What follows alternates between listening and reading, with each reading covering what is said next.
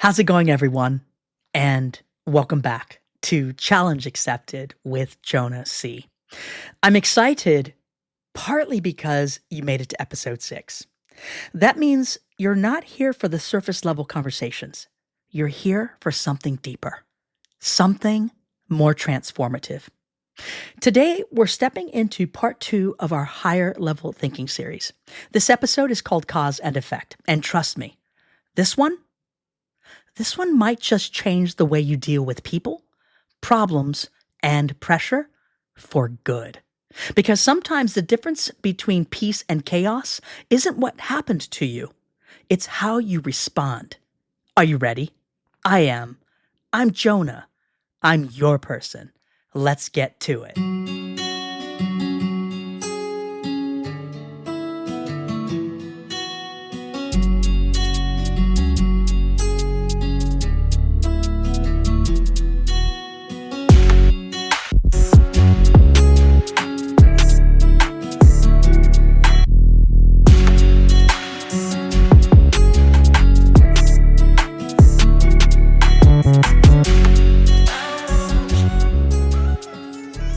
Once again, welcome to the show. We're talking about a major component today that has a lot to do with the concept of cause and effect. I'm talking about the react part of cause and effect and how it often causes chaos, anger, frustration, sadness, and just about any other emotion you can think of. Particularly, though, resentment. The concept that I will be talking about today can be applied to most things. This is higher level thinking. Let me take you into a real moment in speaking with a very close friend of mine, whom we will call Dennis. This situation was shared with me by Dennis in July of last year. And I got his permission to share the situation with you as it really is a great example of what we will be talking about today. Dennis has this best friend, whom we will call Denise. They've been close for years. They make plans, talk about life, show up for each other. They just get each other, or so Dennis thought. But over time, a pattern started to develop. They'd make plans to hang out, and Dennis would text Denise to confirm, or Denise would text Dennis to confirm, which in this case she did. And he would call if necessary, like if he's going to be late or, if they want to stop somewhere to pick up snacks or something like that. And then he would go to her house after work sometimes to pick her up so that way they can hang out at Dennis's place. And in this particular situation, Denise ghosted Dennis. Well, it wasn't just one time, it was several times. And new into their relationship, it happened quite a lot. So to date, when Dennis told me the story, it wasn't happening all the time, but it was enough to sting. So Dennis parked outside of Denise's house, phone in hand, waiting, nothing. Dennis would wait for up to about 20 minutes, kind of nervous or scared that something happened to Denise. And after several respectful texts and several phone calls, Dennis would leave to go home. Later, Dennis would get that, "Hey, my bad, I fell asleep" text. Now, I want you to sit with that feeling for just a moment. You've cleared your schedule, you showed up, and you waited. And they just didn't. And once again, this happened enough times where Dennis was like, what the hell? At first, Dennis got mad, and rightfully so, right? He sent those "you wasted my time" text messages. He wasn't being disrespectful to her as a person, but he was calling out the behavior. But each time it happened, he found himself going from disappointment to angry to something worse, resentment. One could argue, why doesn't he just dump her as a friend? And I did ask that question just as a frame of reference because I didn't think it was my place to tell him be friends or don't be friends. And also, when we can work out our differences and our issues, we don't have to just have a knee-jerk reaction and not be somebody's friend. However, I was curious to know what his answer was. I mean, they were very close, And there were some upsides to Denise that Dennis really liked. She got him and he got her, but it was wearing on him. There was another potential issue. Denise didn't seem to really understand why this was such a big deal to Dennis. I mean, she would apologize, but that would be about it. And I think that would work if like it happened one time, but there were several times. And she would just apologize and expect Dennis to wrap his arms around that apology and say everything's great, everything's going to be okay. But in his mind, he shared with me, when is it going to happen again? Because she's not proactive in talking about it. And some of you out there listening right now might think, what's there to talk about? She apologized. Well, that's not the way it works for everyone. And so when you're best friends with someone, talking about things is a good way to circumvent resentment. It's a good way for a Dennis to be heard. It's a good way for them to have at least a mutual understanding that, yeah, she could have set an alarm, right? Or she shouldn't have laid down in the first place, or go take a walk, until Dennis gets there, or do something, maybe reschedule because maybe she's too tired, something. Also noteworthy was that earlier in their friendship, there were other flaky things that Denise did that put a pause on their relationship for a while. That is until Denise would apologize and not let those things happen again.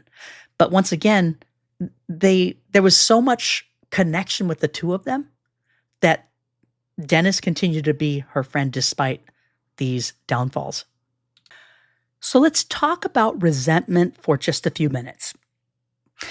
In a reel that I put out this week to promote the show, I likened resentment to emotional rust. You don't always see it at first, but it corrodes everything underneath. Sometimes it's slow, sometimes it's quick. When you don't address disrespect or broken expectations in a healthy way, as I alluded to a few minutes ago, that reaction you had, it doesn't go away. It sits inside you and starts to rot. Worse yet, and not to sound dramatic, a good or great relationship is now on the brink of death. You think you've moved on, but your energy changes. Your tone changes. The way you look at that person changes. And over time, you might not want to even hang out with that person as much because trust has eroded. And to protect yourself, you may start to distance yourself from that person because you don't want to keep getting hurt. And it's sad. It doesn't feel good. Resentment builds when you've been hurt, but you didn't heal. And here's the scariest part. Resentment is silent, but it speaks really loud. It shows up in sarcasm, your cold shoulder, your disconnection, your passive-aggressive texts, your growing distance from the people you once loved. And eventually, resentment becomes the disease that kills the relationship, not the original offense. So you've got to ask yourself, who am I secretly resenting right now? And is it because I reacted instead of responding with clarity and boundaries? So let's go back to the old pattern. Cause, react, effect. It's what most people do.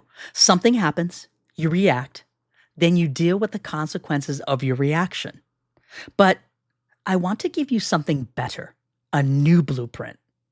Cause, response, effect. Simple shift, massive difference. You see, reactions are emotional. Responses are intentional. When Denise ghosted Dennis, his reaction that he used, fire off a frustrated text, vent, withdraw, build that silent wall of resentment. But when he removed the reaction and replaced it with a calm, pre-planned response, everything changed. Now, if Dennis gets ghosted again, and not just by Denise, but anyone, he doesn't get mad. He doesn't chase her or others down. He doesn't even feel the need to explain himself. He responds with peace. Got it. I'm heading out. Hope all's well. And then he does something for himself. He honors his time, even when someone else doesn't. And this could be called creating healthy boundaries, but also keeping in mind that by taking out the reaction, he controls the situation. Now let's talk about how this works and why we need a plan when situations like this happen. Because it's not just about relationships. It could be about a lot of things. I'll give you a quick example. Let's say you're driving down the road and somebody cuts you off. Instead of honking, flipping the bird, rolling the window down, yelling at them, potentially causing more harm to you or that other person, this is why a plan is important. So let's keep it real. Most people don't think clearly when they're triggered, okay? You're not supposed to. Your brain literally goes into fight or flight mode. And in that mode, you don't think, you react. So what if you didn't wait until you were triggered? What if you already had a plan? Like, imagine having a mental playbook. If my boss yells at me unfairly, I breathe, stay grounded, and calmly say, I'll revisit the conversation later. If my partner disrespects my boundary, I express it once, then step back without drama. If my friend flakes again, I move on with my day. No bitterness, no emotional debt. And that is what higher level thinking looks like.